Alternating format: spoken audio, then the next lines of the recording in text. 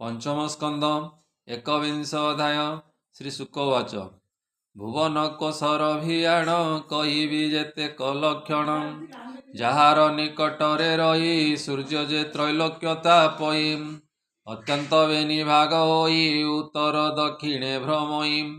मालक्ष्य पहबेनि नाम विष्णु भवन भोराजन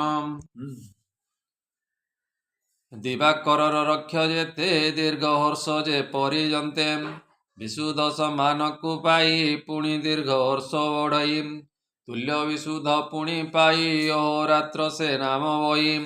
9,91,00,000 योजन प्रमाण प्रत्यक्ष मानसगिरी तहि रही इंद्रर पुर विराजई पूर्व भागरे जे सुमेरु देवध्यान नाम जयिरु जमरपुर ता दक्षिणे विराजे संजमिनी नामे पश्चिम पुर वरुणर न्यूनमुचित नाम ताहार उत्तर भागे सोमपुरी नाम ताहार विभावरी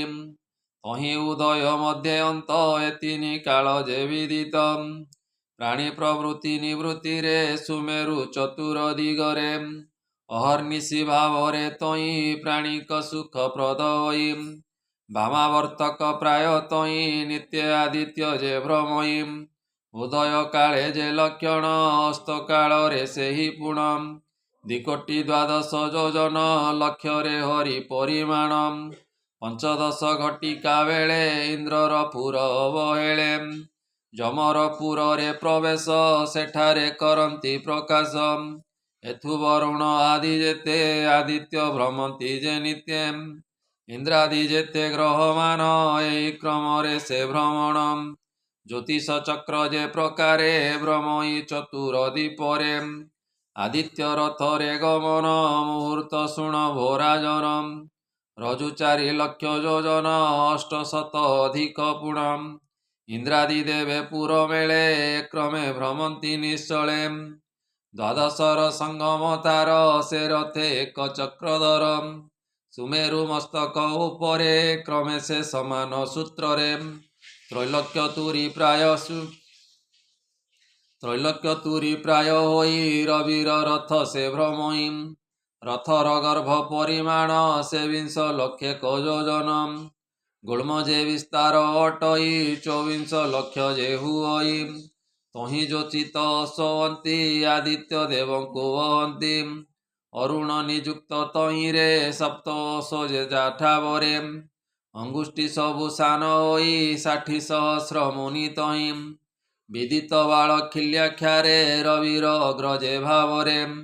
सुंदर वाक्ये नाना मते स्तुति करन्ति यथोचिते